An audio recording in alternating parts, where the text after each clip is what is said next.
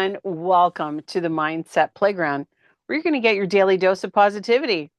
And I'm your host, LouAnne Hunt. And I am so glad that you joined me here today because I have such a great guest on the Mindset Playground. Now, this person is near and dear to my heart because right now the movement seems to be the now what movement. That's what I've been saying for the last couple of podcasts. And so many things are happening. People are losing their jobs, or they're becoming empty nesters, or they're retiring, or, unfortunately, they might become widows or widowers. And they're not sure what their life means now. And that's really hard on a lot of people. So, my guest actually has an amazing website. I love it. It's called Second Life Career. And she is amazing. So, I can't wait for you to listen to what she has to say. So, welcome to the Mindset Playground, Sara. How are we doing today?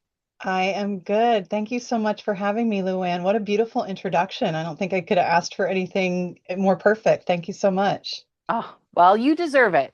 So I've been following you and we've been working together in some networking circles and groups, and hmm we found that we have a lot in common. So this is really great, and I'm excited to have this conversation with you because I know that you kind of feel the same way about the whole situation that's going on right now. And unfortunately, I have a feeling that things may get worse before they get better.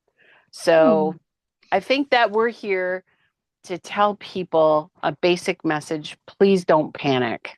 Yes. Yes. Please don't panic. So let's talk a little bit about you, Sara. Where did how did you start? How did you become Sara? Well, let's see. I started in Tennessee when I was born in Tennessee, and parents got divorced, moved up north, and grew up in southeastern PA, and made my way to Jersey after graduating from Penn State. Thought I'd be here for 5 years, and ended up making a career here. So I worked in Manhattan in technology for over 20 years.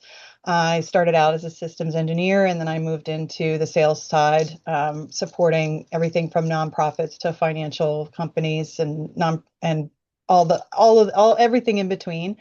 And then I have a lot of nonprofit work that I've done too. So I ran marketing as a volunteer for a nonprofit in New York for 2 years, while I also had a full-time job, which was my favorite job actually, and probably one of the reasons why I'm doing marketing now. I think because just developing the creative side, I love to be creative.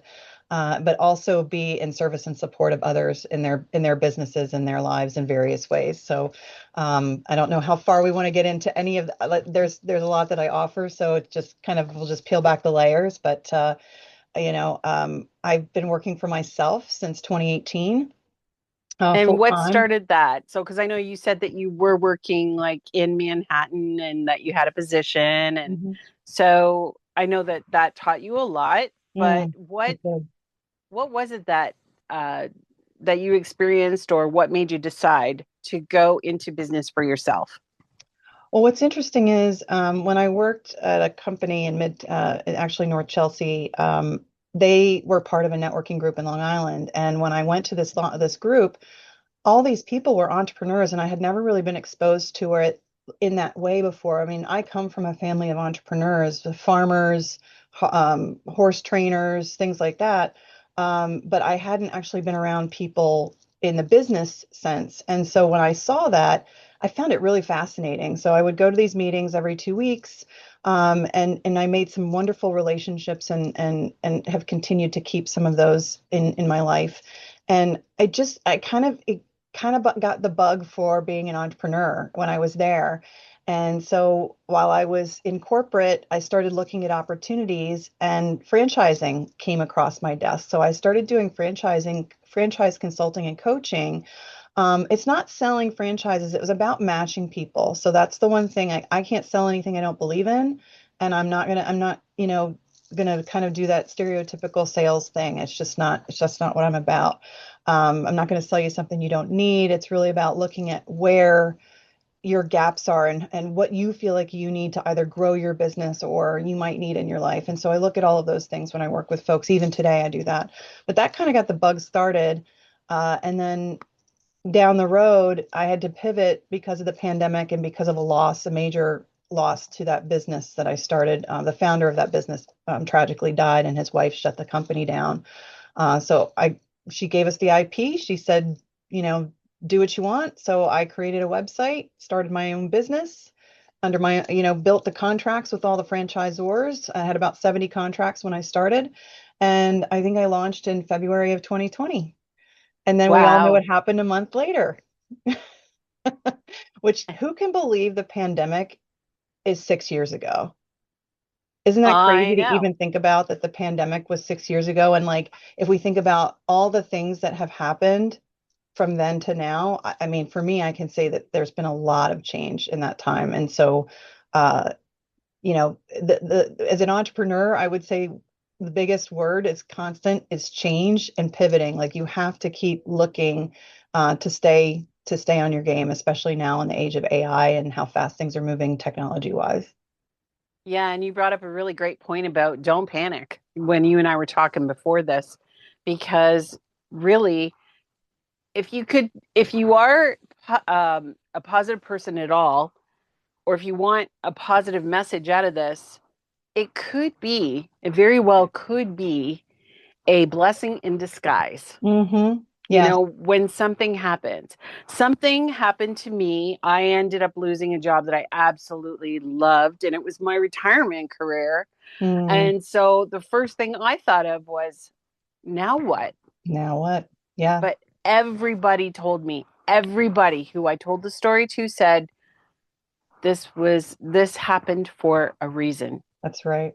This happened for a reason. And as the time goes on, it doesn't sting as much anymore Mm, what happened, but it's so true. Being open to possibilities yes. and just kind of looking around me and noticing opportunities that I probably would have never noticed while I was busy during that job. While you were on the wheel, we call it being on the hamster wheel. When you're spinning on the wheel, it's hard to see anything else that's going on or the possibilities that might be available to you because you're too focused on what's in front of you. But to your So, point about yeah, don't give up, I'm throwing a couple of cliches out there, but like, when one door closes, another one opens, which again comes back to your point about being open to the possibilities. But I have a dear friend who constantly tells me it's happening for you, not to you. And so I think that that is really key, and it can be about the positive mindset, but it's if you just pause for a moment and look at all the things in your life, right? So if you lose your job, it's not the end of the world, right? You have this skill set. Somebody's going to need it. You just have to find the right person. And sometimes it takes time for that to happen. And I saw that happen a lot when I was doing franchise consulting. People would lose their jobs because they made too much money. Unfortunately, ageism, when you're over 50, really starts to become more prevalent, even though you never think it's going to happen. It does. And I saw it quite a bit. Even when I was in corporate, I saw it happen. So, it's one of those things where people have these amazing skill sets. Don't forget what you contributed where you've been in the past because you can take it somewhere else. You can pick up those skills, you can learn something new, you have the ability, you just need to be open to the possibilities, right? absolutely. And like yourself, and I know that this for a fact about you, you're very diverse. Mm, And I yes. think that that is so, so important. So let's talk about, all the things that you do. Okay. Um, well, let's see. So during the pandemic, franchises were not really selling for me. As you can imagine, everybody kind of closed their pocketbooks and said, I'm not sure. I'm just going to kind of stay safe physically and health wise, but also financially in my structured, job and whatnot. So I pivoted back into marketing. I had built a couple websites for myself, and then I had some friends who needed websites. And so I just decided to start building websites and turn it into a business. And so it's really, I had my best year ever last year since I started working for myself, which I'm super excited to say I had my best year yet. 2026 is already looking to be an amazing year. But during that pivot, it's been, you know, websites and and wellness. So I'll say websites and wellness because that's kind of the direction that I'm going in 26 is to actually tackle both really almost equally. So with the websites, I'm developing content, creating websites. My primary builder is Wix, but I also do newsletters, blogs, and I can help people with branding. But I also have really good strategic partnerships with folks who are designers. Like they have been designing for 20, 30 years. And so, I think it's really important to build those networks, those groups, those communities of people because nobody knows everything. You got to be open to learning because it's constantly changing. And, again, just being open to the possibilities of what's out there. And again, don't give up, right? So I love that message because we were talking before too, moving into the wellness side of things. I typically pick a word for the year. I have been on several meetings now where some folks do that. Other folks might do a word of the day or a word of the week. Everybody has their own thing, right? And word of the year might be a little woo for some people. It might not be something you connect with, but it could just be as simple as where are you right now, right? I haven't picked my word for the year right now. I have a lot going on personally and professionally, so I'm kind of in that headspace. But the word that keeps coming up for me is abundance, and abundance can be financial, emotional, family, supportive. It can be a lot of things, and so that's what keeps coming up for me. So it might be my word for the year, but I'm not sure just yet. Um, but as And far as that's okay. yeah, And that is okay. And that's what we're here to tell people is that you're not behind. You're not behind. There's no right, such thing as being behind when it comes to setting things up for yourself, not because right, somebody else tells you that you have to, right, because you don't have to do anything. That's why we true. became adults. Don't you remember when you were a kid and you used to say, I can't wait till I get bigger and then I can do this and I can do that? Well, there you go. Right? Remember when we used Right. to say that when we were kids? Well, now I we're do, bigger. but lately I'm like, adulting is hard, man. Adulting is like, can I just go back to playing on the street? I'm a Gen Xer, so if anybody out there identifies with the Gen X crew, I grew up, I was a latchkey kid, parents working third shift. I would be out playing with, other kids in the neighborhood. We were in and out of people's houses. They were in our house, we were in their house, we were playing in the woods, had walkie-talkies. Little Stranger Things meets, not all the monsters, but playing forts and then come home when the sun goes down, and I think, that made us self-sufficient, that, made us adventurous, looking out for new things. But it also added to the diversity of all the things that I do and all of my hobbies that have also, some of them have turned into business opportunities and things that I work on that way. Yeah, well, I think it's a great thing and that's why, I think that we have so much in common. And right now, of course, we all know that the hot topic is AI and everybody is Mm, freaking out about AI, saying that it's going to, replace the jobs. But really, when you think about it, there's so much heart and so much warmth that is still needed yes. in everything that we do. Yep. Like me talking to a robot is not going to help me on this podcast. I mean, it would be really cool, but do you know what I mean? I do. And There's a human factor that's never going to go yes, away. it'll I, never go away. And what I mm-mm. say is, you remember the whole saying, don't, if you can't beat them, join them. Yep. And so why don't we, well, this is the way I see it. This is what I've been doing. Why don't we learn? Why don't we learn how to use that AI Hmm. for what we need? But when we're promoting it to someone else, get that human element and keep that human element. Don't just use AI and not keep that human element because they'll always need that. Yeah, I mean, as far as AI goes, I am a big advocate for AI. I use it every day. I've been using ChatGPT for over 3 years, and if without it, I would have had to hire a VA. And it has helped me grow my business in a different way. I do understand the concerns around robotics. I don't really know that aspect of things very well, but I think with AI, there's this whole sort of thing about it. We could go off into a deep end about AI, But, it's about making yourself more efficient, right? So you can be more efficient, you can be more efficient for your job. And we've already been using AI for 30 or 40 years, right? So if you're using a computer, you're using AI. If you're using your phone, you've been using AI. Like you've been using spell check for probably since high school, college, grad school, grade school, whatever. That is AI. It's just a different aspect. It's just a kind of more simplified, form of AI. So I think for me, and actually the best performing content out there is what's called hybrid content, where it's human and AI written.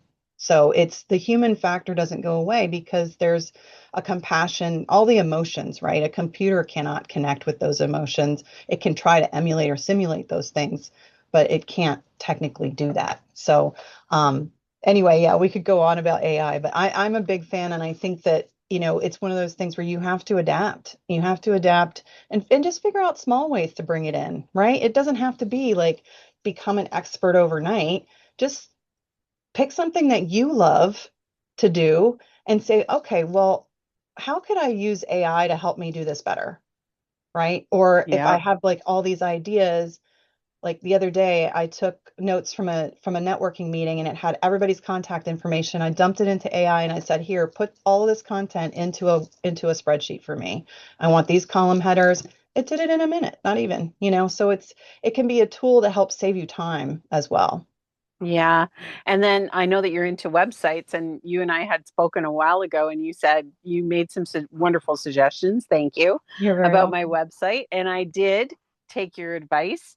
And one of the things that I did with AI for my website was I wasn't sure how to make like a columned, where they can compare, like a Hmm. comparison chart. Hmm. So compare the different types of memberships. So I Okay. just put it into AI and I said, this is what I'm thinking. Can you help me? And it's for Divi, which we had talked Yeah. about, Yeah. that I wasn't real familiar with Divi. WordPress. Yeah. But yeah. Yeah. So I put it all into chat and I said, can you like explain how I should make this? Like, it's kind of like looking up directions is wonderful. Yes. And it's wonderful for that. So sure enough, it created the chart exactly how I wanted it. And Right. it gave me the prompt or the actual IT, what am I thinking of? The little tag that I could Oh, the just, HT, like the tags. Yep. Yep. yeah, so Yep. the URL, so I could Oh, just put okay. it right into, or not, well, whatever. Anyway, so I could Okay. just add it to the page where I wanted it.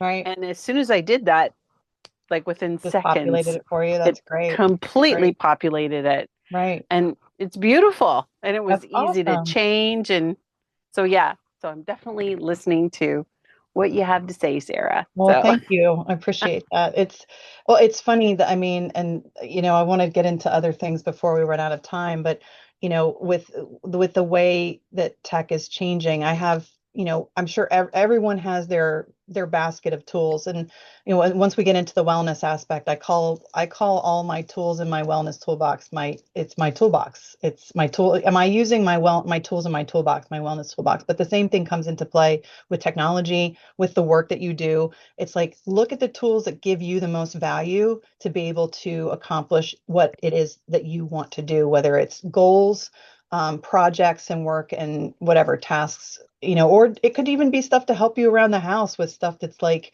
you know, grocery lists or, whatever. And recipes. there's tools to even create AI is creating apps very easily now too, which is pretty insane. Um, but yeah, it's all good stuff. It's all good stuff.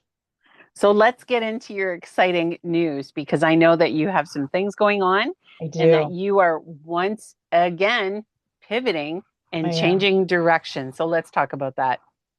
So I would say it's more continuing down the path, but trying to really create additional structure. So this year, I mean, right now you are my first podcast. This year, my goal is to do a podcast a month for the rest of the year. So I've set that goal. But I just had a very exciting meeting with my town, one of the folks in the town, about doing a sound bath event. So I'm working on doing that, and then I'm also working on doing some events in Manhattan that will be wellness and business combined. So we'll be actually I just met with my business coach and we're working on doing something in the fall.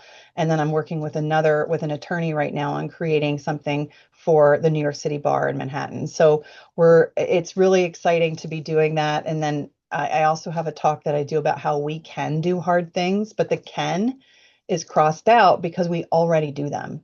So if you think about the things that you do every day that you don't even think about, right? You get up every morning, you might make your bed, you might brush your teeth, drink your vitamins, take your vitamins, but you do all of that. It's part of your routine, but it's like, look what you did already before, let's call it 9 o'clock in the morning, before you started your workday. You did all of these things. So it's like we get to a point where sometimes we're like, well, I didn't get this done. So we beat ourselves up for the things that we didn't get done, or things didn't go the way we expected. And I think part of that is just giving ourselves some grace. And part of that is mindfulness, right? So it's going back into the mindfulness part of looking at all the things that we do, right? All the wonderful things that we do every day without realizing it. And sometimes we realize it. But for me, I am really working this year on developing my marketing business and continuing to help those small businesses, but in tandem, developing more sound bath meditation, sound mindfulness and movement events as well. Yes, because you are a yoga instructor I am. I and am. you have your, and I see that you do beautiful things like, sound classes, and you're doing like drum circles and Yep. all kinds of fun stuff. That stuff's great. That's near and dear to my heart. Oh, So, well, thank you. Yeah, I've already got the summer solstice sound bath and drum circle is already planned for June of this year. So it will be in the same place. For anyone that's interested in Plainfield, New Jersey, reach out at secondlifecareers.com, all spelled out. But yeah, I think, that's one of the things that we don't always do is make that time for ourselves. And it doesn't have to be, sometimes people are like, oh, I don't know how to meditate. It's like, it's okay. Do you know how to take 3 deep breaths in and out? Like it really does, just taking that pause, practicing the pause. I don't remember who wrote that, but there's somebody out there that talks about practicing the pause and how important it is just to stop in a moment when, maybe things aren't going exactly how you want, and maybe you're frustrated, angry, like whatever it is, but just taking that moment to pause, take a breath, close your eyes, and then, okay, things might look a little different when you reopen your eyes. So just, my goal for the year and all the things that I'm doing is to create more of that mindfulness, awareness for mindfulness, and that you're already doing it. You just may not even realize it. well, and on that note, um, you created a beautiful journal and Oh, calendar, and I yes. think and yes, and that is, so what inspired you to come up with something like that? So, I had been wanting to do something for a long time, and I went to India with a beautiful yoga studio. I went on a yoga pilgrimage in the fall of 2022. And while I was there, I don't know, it sounds really cheesy, but I was sitting on the banks. We were in the foothills of the Himalayas. I'm sitting on the banks of the river, and the sun was shining, and I just was like, I really want to do something in the journaling space, but something that's a little bit different, that's beautiful, that can take you somewhere else. So let's say, you're not into journaling, because sometimes when you see a blank page, it's overwhelming. It's like, how do I fill that page? What am I going to put on it? So my thought was, let me help you. And so the idea with reflections is I might distract you with a beautiful image. So these are all images. I should have taken the focus off, but these are all images that I've taken from around the world. And some of them are right here in the US, all across the country. Some of them are from India, Greece, Ireland, Africa, various places around the world. But it focuses on 5 key areas of self-reflection. So, going from awareness, right? So part of mindfulness is awareness and understanding where you are in that moment. Looking at perspective, where you are, because perspective, right? Compassion, which is one of the things I'm going to be posting about, is compassion. I mean, we talk so much about gratitude. I think compassion sometimes gets lost in the background. It's one of those things where we just make assumptions about people. We don't know what's going on in their lives. We don't know what they're dealing with. So I want to bring compassion back into, the forefront, and then self-mastery and gratitude. And then each of the images comes with a journaling prompt that everything is in line with the chapter, right? So it's if it's about compassion, the images all display some form of compassion, and the quotes are all by inspirational greats. So there's quotes that help guide you along the way, and then prompts that go with the image and the quote. So it's all connected. It's all connected.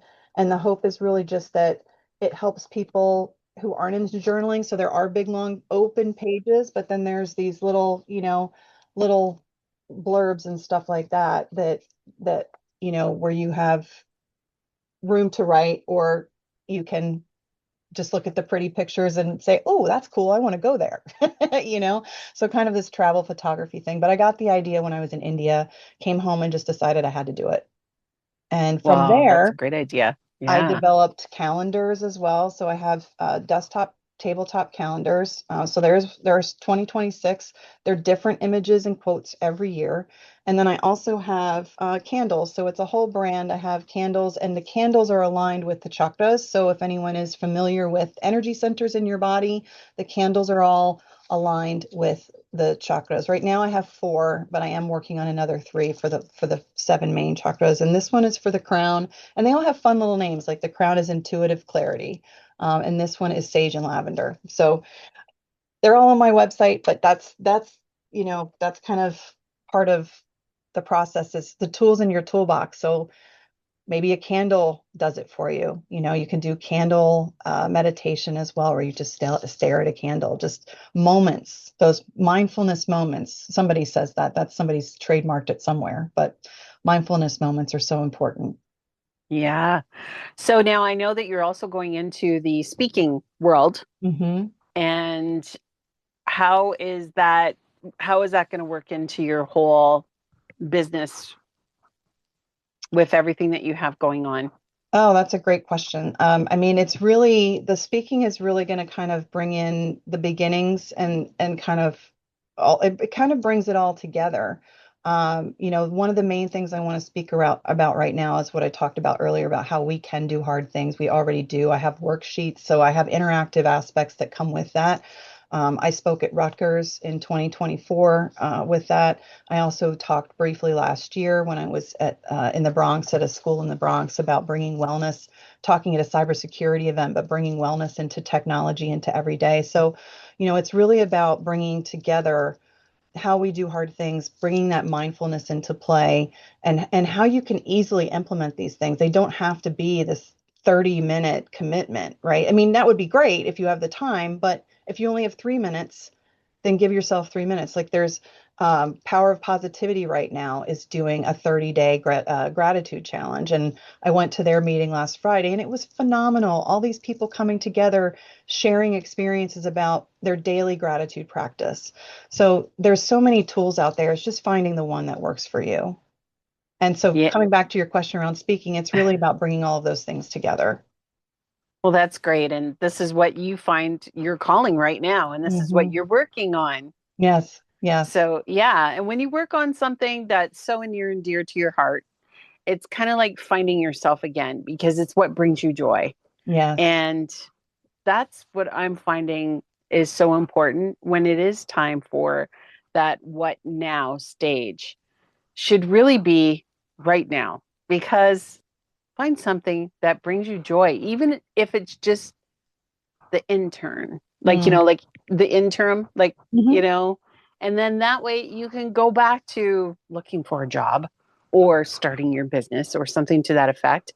But in the meantime, find yourself again because we get so tied up in what everybody else says that we should be doing Hmm. that it's really important to just be. I mean, I don't think that I could say it any better than that. Being is one of the things we don't do as much. Being present is something I think that I don't want to say it's missing. I just think there's so much planning involved. Everyone's got to have a plan. I've got these plans next weekend and that next weekend. So even trying to do something last minute is become challenging. So being present is not living in the past or the future, right? It's living in the now. And so part of that is mindfulness, coming back to mindfulness and recognizing like, hey, I'm here now. What can I enjoy in this moment?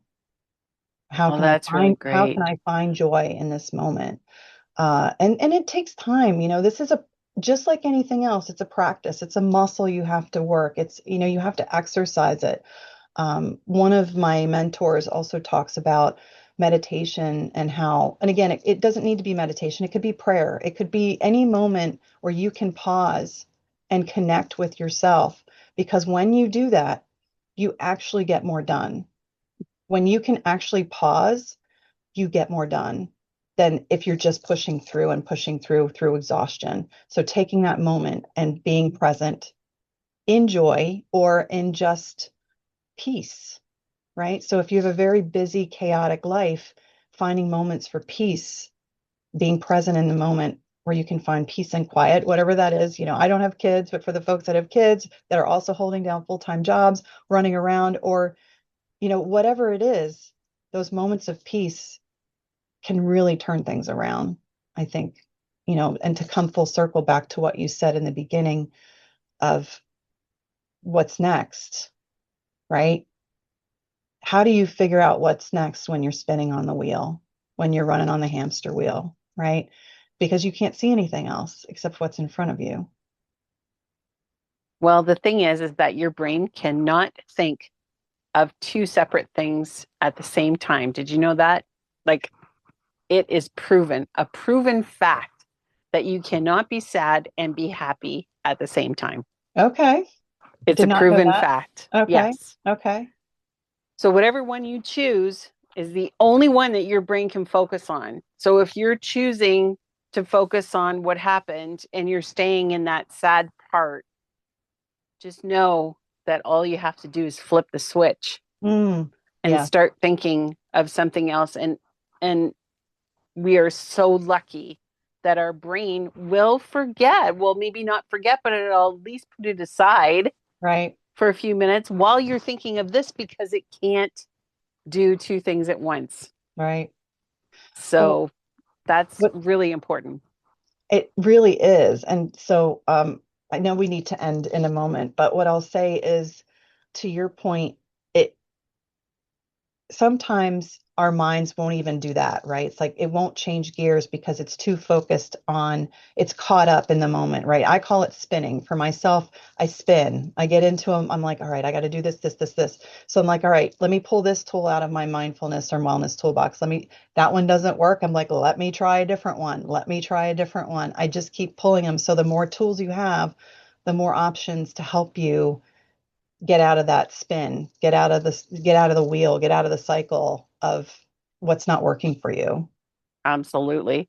So before we go, I always ask my guests for three golden nuggets to leave the audience with. So I want to make sure that I get that from you because I know you do have to go. And I appreciate you so much. But what are your three Um, golden nuggets? I mean, I think we talked about in the beginning being open to the possibilities, right? Being open to the possibilities,